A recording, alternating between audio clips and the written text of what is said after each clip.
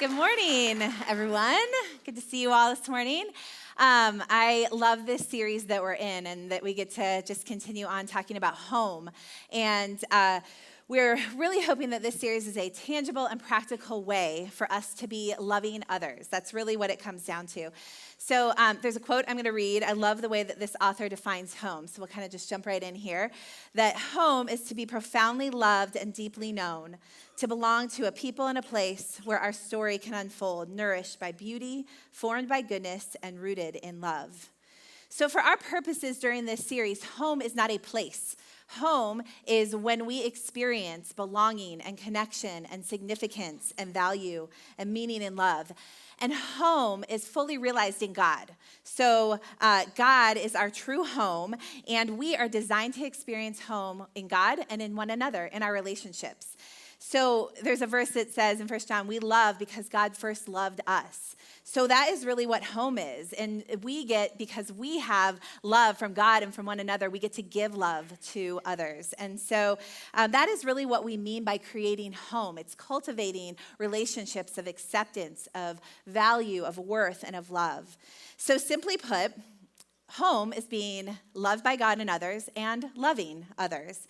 So we get to be carriers of goodness and blessing to others. So it's a fun thing to be talking about and to really be inspiring one another with here at Cornerstone. And we believe, and you heard Brian say, that home is the answer. That's why we believe home is the answer, because as we carry goodness and love to others, it is going to be what comes against the epidemic of loneliness in our culture and the disconnection and isolation that so many people feel. That we are creators of home, and as we create home, loneliness fades and hope grows. So last week, Brian started off our home acronym, HOME, with H, hospitality. And hospitality is Brian defined it as an open heart and open doors. So he challenged us. We had little cards that we walked out with last week where it said, who can I show hospitality to this week and what will I invite them to? And so I've heard some neat stories this week of some people who wrote down someone on their card and reached out to them and invited them to something. Andrea Himmelberg invited one of her nursing school friends and her new husband to a game night. Kat Hayes reached out to a friend who she hadn't seen in a little while that she knows from a group that they're in together and invited her to her home to have lunch together. And that friend just commented on how much it meant to her to be invited into Kat's home. And Kat thought, I didn't think I was doing something really all that big, but it was huge to her. So hospitality can really move us forward in how we create home. And I wanted to just share my 8-year-old's card, which will be up on the screen. His name's Sammy. And I asked him, what he said. He said, I will show hospitality to my mom, and I'm going to invite her to a party. So I asked him this week, are you going to invite me to a party? And he was, I'm waiting for my invitation. He was like, Mom, you already go to a lot of parties. It's like, all right. And then he said, all right, fine. I'll invite you to my birthday party in August, which I thought was really sweet of him since I'm going to be throwing it. So anyway, so we truly believe that home is the answer, and hospitality is one of the ways that we get to show home. And we believe home is the answer more than any church program we could put on, more than our government can help us with, and even more than the American dream offers. So today we're talking about the O in home, which is ownership. How can we own home? And ownership is really taking responsibility. It's being stewards, which requires something of me. It means I play a part in this. So in this case of creating home, of being owners of home, we're being stewards of creating home, creating goodness and blessing in our relationships. And as an owner, this will require something of me. I have a part to play in this. So we're going to kind of talk about what that might involve as we think about being owners of creating home in our places and spaces. So to do that, we're going to look at a great story in the Bible, and it's going to be fun. We're going back to the Old Testament, and we're going to look at the book of Ruth, where the people in this book really deeply owned this idea of cultivating home. So to do that, I'm going to just sort of capture some highlights and skip around a bit and pull out some parts, and we're going to unpack this story in this idea of creating home And building home involves sacrifice, intentionality, and generosity. So first of all, home is built on sacrifice. So in the book of Ruth, it starts out with a famine. It's around the family of Elimelech and Naomi, and they, because there's a famine in Israel, decide to go to Moab to find food and to survive. So they're there with their two sons, and their two sons end up marrying Moabite women, Ruth and Orpah. So Ruth and Orpah are a part of their family now, and sadly, Elimelech and the two sons both die in the land of Moab, leaving Naomi, Ruth, and Orpah alone to kind of figure out how to fend for themselves. So Naomi is now left in a foreign land with her two daughter-in-laws, with no husband to help provide. And in that day and age, in that time, that was a pretty desolate, desperate situation. A woman without husbands around and an older woman, she couldn't work, she couldn't bear children, so there was not a lot she could really do for herself for survival. So Naomi had heard that there was now food back in Israel, and so she decided she was going to make her way back to Israel. And she told her daughter-in-laws, stay in Moab and find husbands, because here you will be able to find husbands, you'll be able to make a family and a home in your land. So Orpah returned home while Ruth stayed with her mother-in-law. So let's look at this passage in Ruth, the first one that we're going to look at.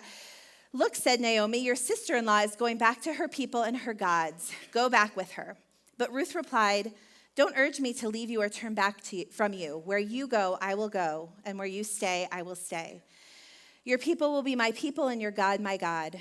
Where you die, I will die, and there I will be buried. May the Lord God deal with me, be it ever so severely, if even death separates you and me. When Naomi realized that Ruth was determined to go with her, she stopped urging her.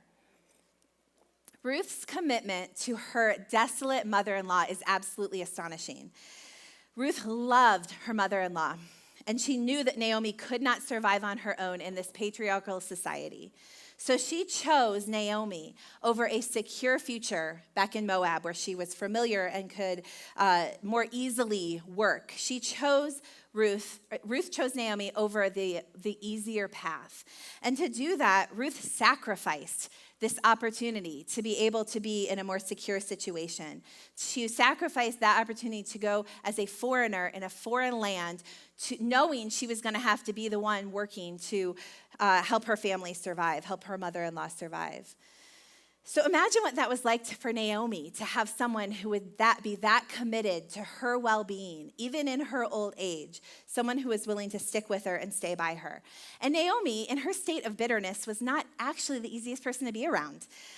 She wasn't the easiest person to befriend, but Ruth stayed by Naomi's side, even in Naomi's darkest times. Even when things got tough, Ruth did not leave.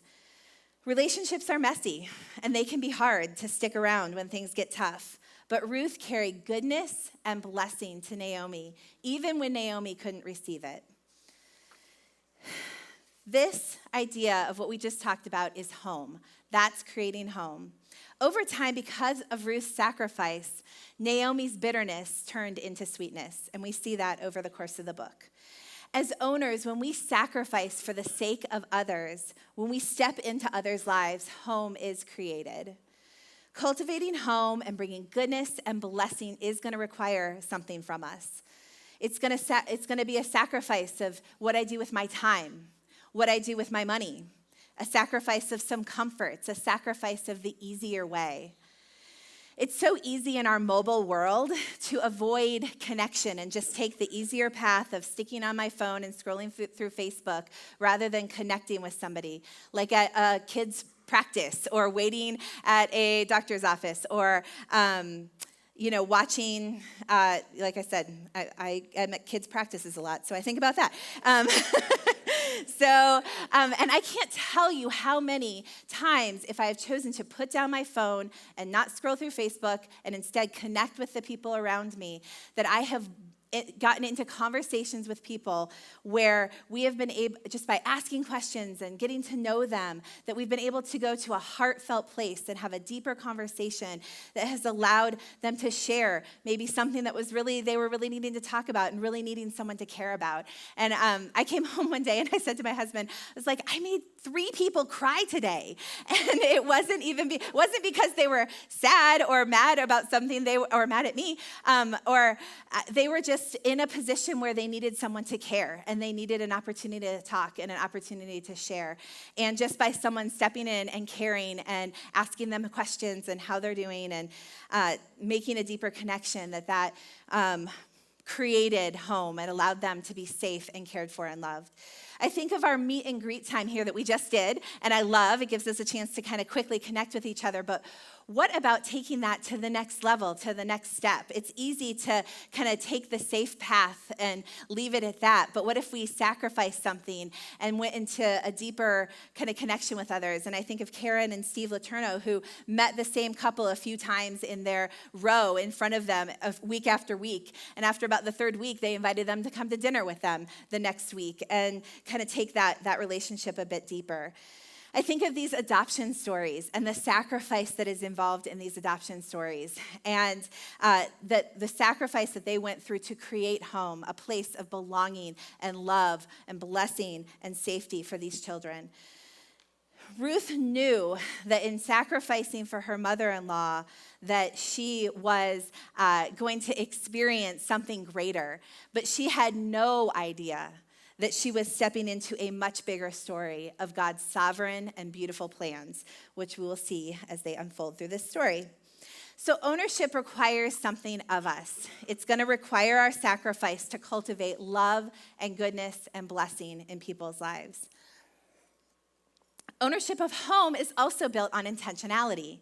So the story, now we're back in Israel, and Ruth and Naomi arrive in Israel, and upon returning, the barley harvest is happening, thankfully, and so Ruth is able to go and work because she knows that her mother-in-law is not able to go out into the fields.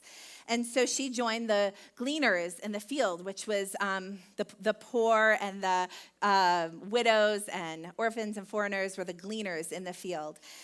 And so we're going to pick up in Ruth 2. And Ruth the Moabite said to Naomi, "Let me go to the fields and pick up the leftover grain behind anyone in whose eyes I find favor." Naomi said to her, "Go ahead, my daughter." She went out, entered a field, and began to glean behind the harvesters. As it turned out, she was working in a field belonging to Boaz, who was from the clan of Elimelech. Just then, Boaz arrived from Bethlehem and greeted the harvesters. "The Lord be with you." "The Lord bless you," they answered. Boaz asked the overseer of his harvesters, "Who does this young woman belong to?" The overseer replied, "This is the Moabite who came back from Moab with Naomi." She said, "Please let me glean and gather among the sheaves behind the harvesters." She came into the field and has remained here from morning until now, except for a short rest in the shelter. Under Jewish gleaning law, Ruth had the right to glean anywhere. So it's easy to dismiss the idea and significance behind these laws, but these laws, these Jewish laws, were actually set up to create home.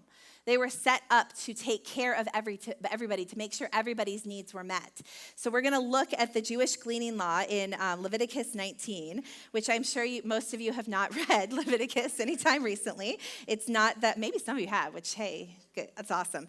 But I have to tell you, if I'm needing to go to sleep at night, I will turn on Leviticus, read it out loud to me on my phone, and I'm out in a second. So, but we're going to look at the significance of it today, which is when you reap the harvest of your land, do not reap to the very edges of your field or gather the gleanings of your harvest.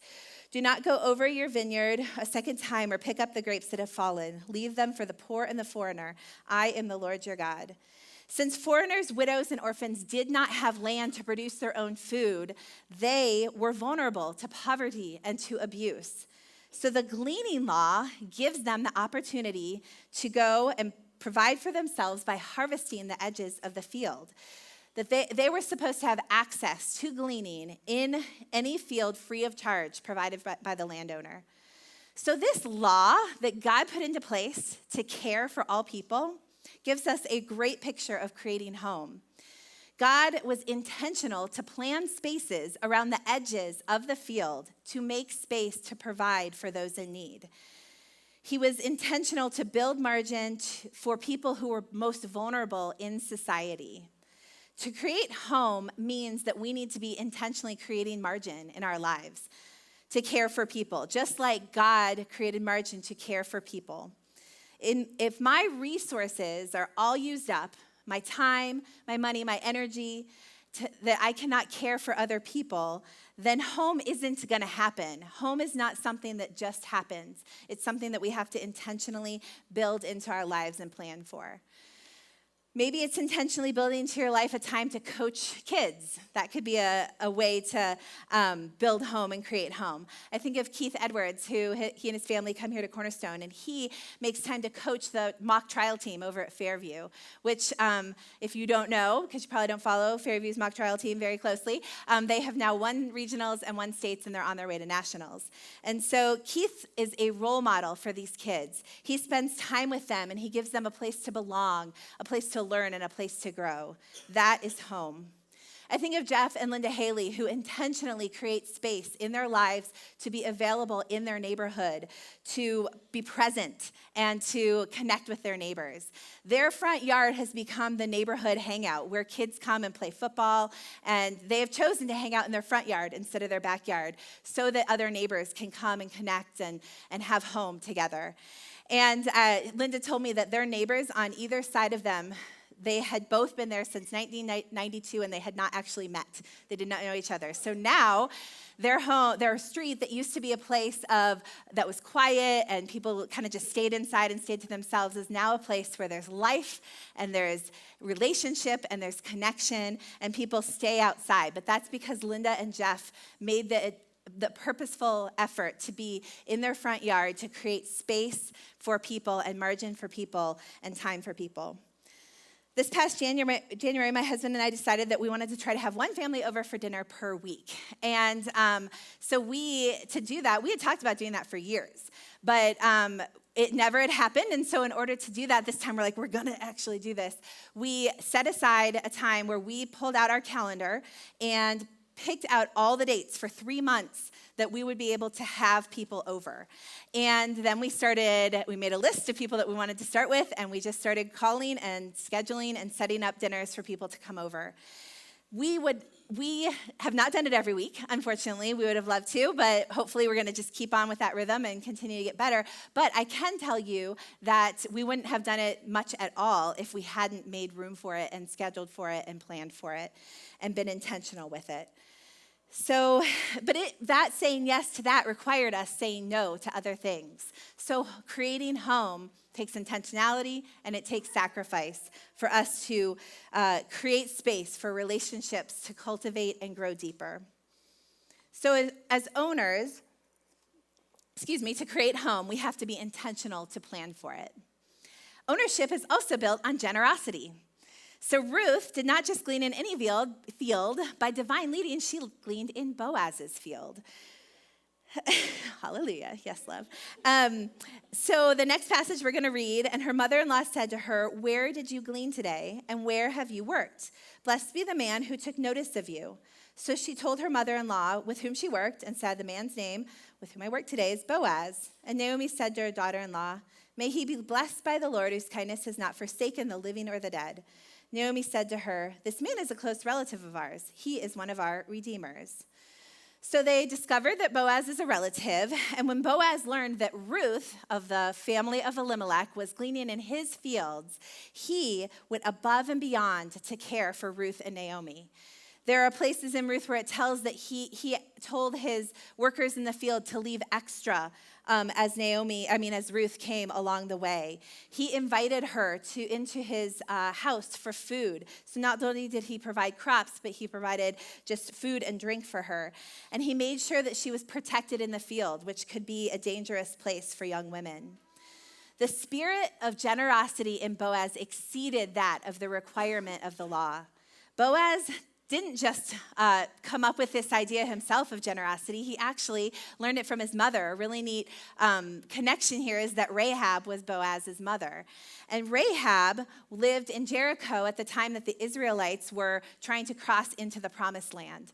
And Rahab, through her generosity, she took in the 2 spies that had come over to sort of see what was happening in Jericho and how they could get across into the promised land. So she welcomed in the stranger. She went above and beyond to show generosity. And so Boaz grew up hearing the stories of what his mother had done, and he took it on himself to do the same. Besides being a generous man, we learn that Boaz is also a relative. So in this passage, we kind of start hearing about another Jewish law, the kinsman redeemer law. So Jewish laws held a really deep principle of the preservation of families. So the law stated that if a husband died, the nearest brother-in-law would step in and be called upon to perform all the duties of the husband. So are we all glad that we don't live in that time? I mean, I'm sure we love our brother-in-laws, but we maybe don't necessarily want to marry them. So, but it was, again, the idea of this law was to protect and care for people and to preserve a family line. God's heart is always love. It is always connection and care for people. God set these laws in place so that people would be taken care of. And so this law is called the kinsman redeemer law, like I said. And once again, we just see God's framework for caring for society through generosity and through sharing and being and creating space for people. So in this case, there was no brother-in-law available, and the nearest relative was not Boaz. So Boaz went to that relative and told them the situation. Here, Ruth and Naomi, they're here. You're the next in line. Would you like them? And here's where we pick up the story on the screen. At this, the guardian redeemer said, "Then I cannot redeem it because I might endanger my own estate. You redeem it yourself. I cannot do it."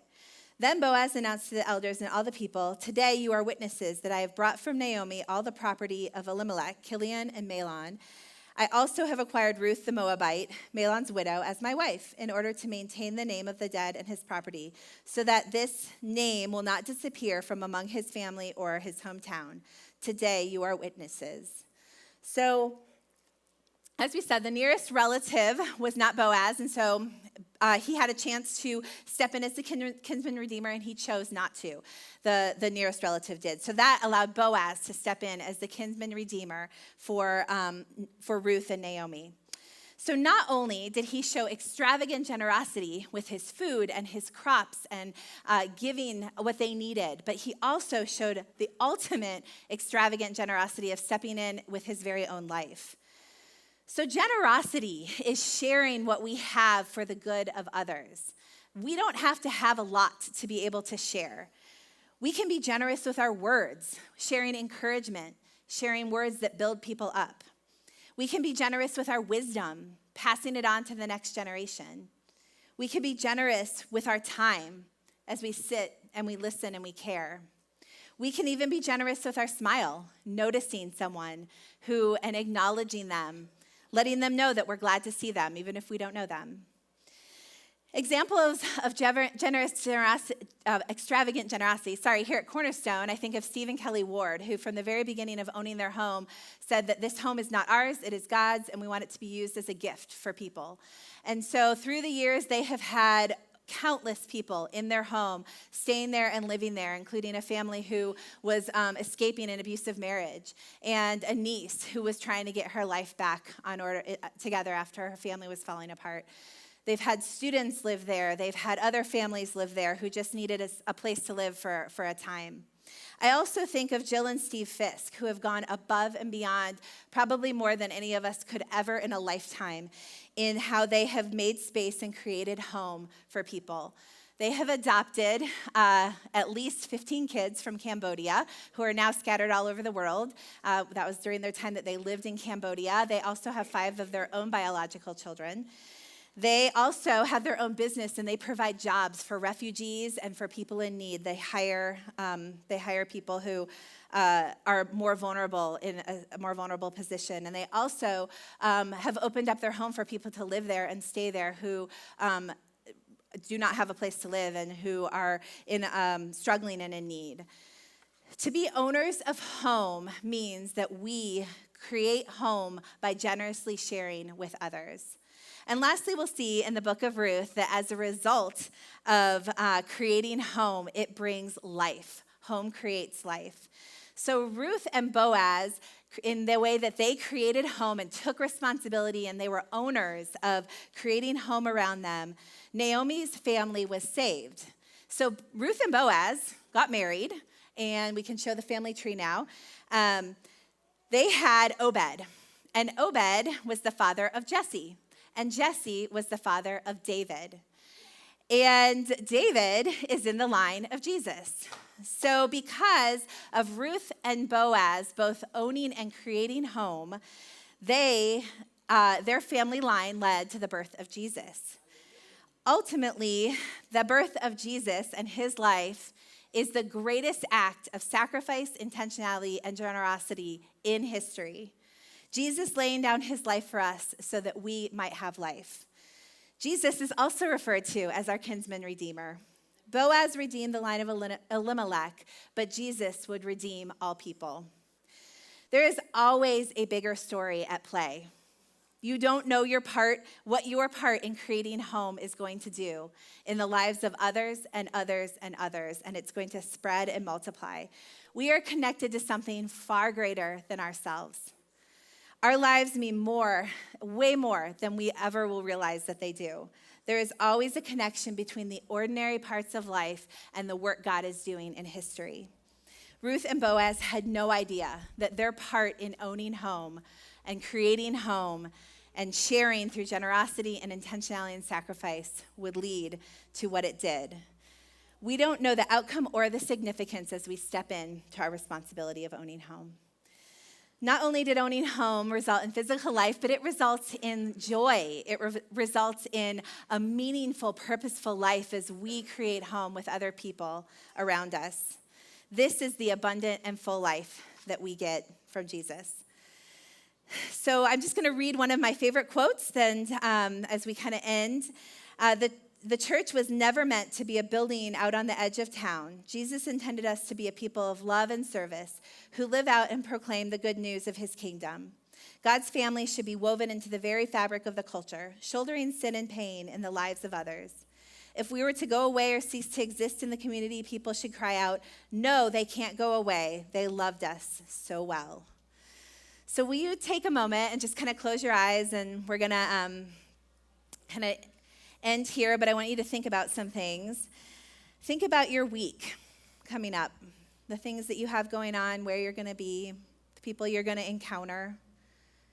Who around you needs home? What could you sacrifice? How could you think intentionally about creating home? What resources could you give them to create home? A smile, wisdom, a listening ear. Think about how you can own home this week as you create home in your places and spaces.